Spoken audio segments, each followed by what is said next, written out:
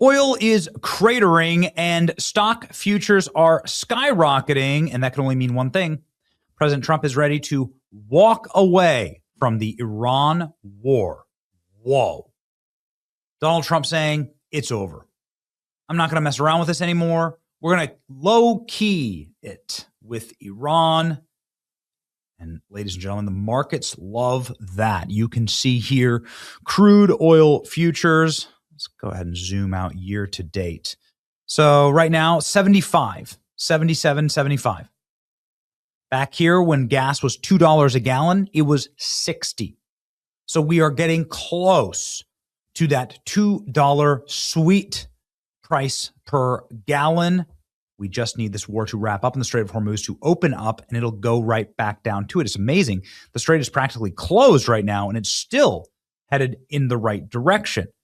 Again, the stock market responding to this news, looking very, very strong run.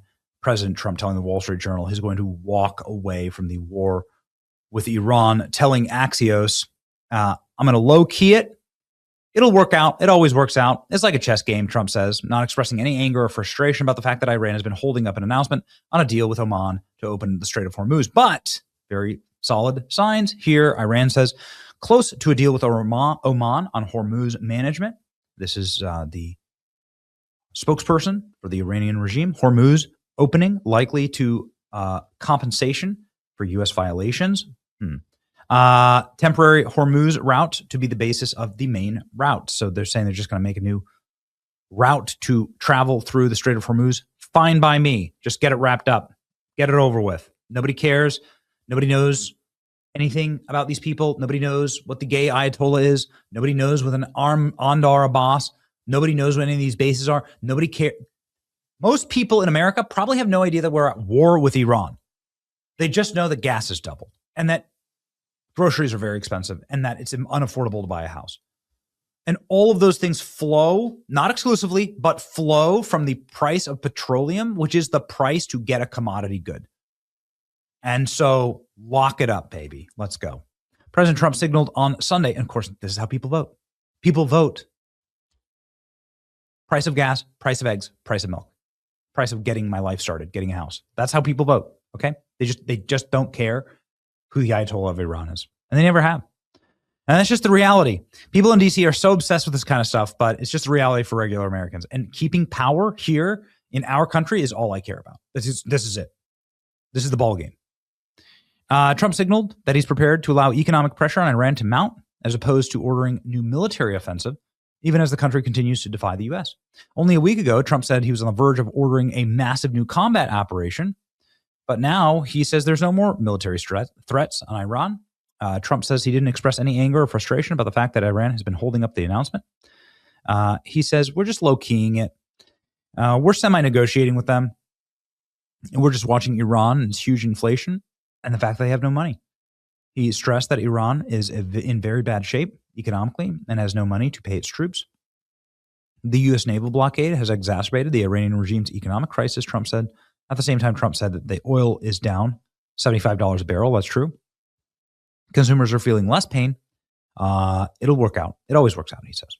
Well, I love seeing the positive angling on all this. There's also positive angling from Scott Bessent, Treasury Secretary, saying more than 50 to 75% of the energy that flows through the strait is now going to go underground into the pipelines. That is exactly what is happening. You can see here, bypassing the Strait of Hormuz. Look at all of the oil pipelines, existing, planned, and proposed. That is going to take oil out through the Mediterranean, through the Red Sea, getting around the Strait of Hormuz through pipelines. The vast majority of the oil is going to flow out through Iraq or across Saudi Arabia. Oil pipelines around the Strait of Hormuz will be built, are being built right now. Iraq just signed a $1 trillion deal to move oil right here through Syria and out into this port. And a ton of American companies are going to be involved in this. Look at all these pipelines. And Scott Bessent just saying, we're done here. we're done. We're just going to build around this, and we're not going to let Iran make this the choke point any longer. Here's the Treasury Secretary. Some who've speculated the Strait will never go back to being the way it was before. What would you say?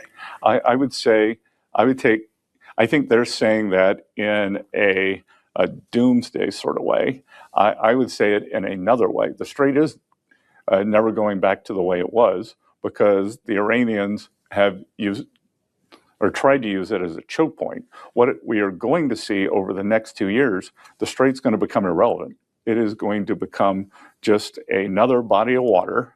And I would say that more than 50 or 70% of the energy that moves through the Strait now is going to go through underground pipelines. Some who've which is actually a safer and faster way to transport the oil. There we go. With less legal liability. So the Iranian spokesperson for the regime explaining the Hormuz deal, and he says that, well, we're just going to control the Strait. Okay, fine, whatever. Like, don't care. It's not in their interest to block the Strait either. U.S. will lift its blockade on Iran once the deal is announced. Expect the deal to be announced very soon. This is what they've been saying. Again, Trump thought the opening of the Strait of Hormuz was imminent. Iran had other plans. And so Donald Trump is now just planning to walk away. Who cares? Honestly, who cares? The rapid chain of events suggests Trump's options for walking away from the conflict have narrowed. Trump has repeatedly threatened and backed away from massive escalations on the bombing campaign and the grinding conflict. Hey, man, let's just establish that nobody is helped out by this war. Everybody has been hurt by this war. Iran, America, it's in everybody's best interest to get this thing wrapped up.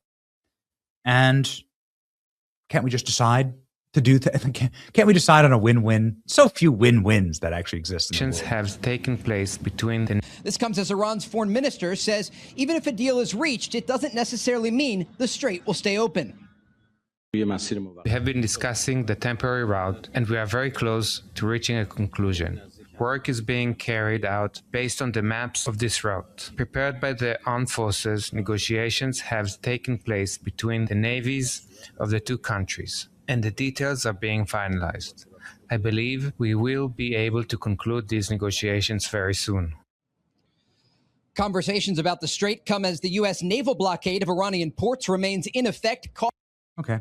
You know what? That sounds good enough for me.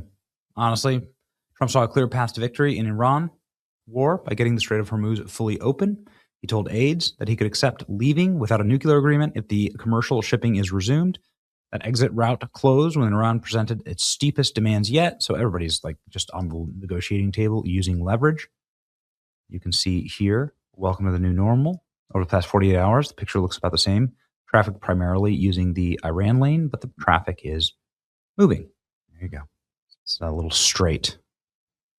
It is extremely annoying and it seems anodyne that so much of the world's energy has to travel through this teeny little narrow strip of waterway. It seems like, look, it's the year 2026. There's a lot of very sophisticated countries here. There are a lot of ways to move oil.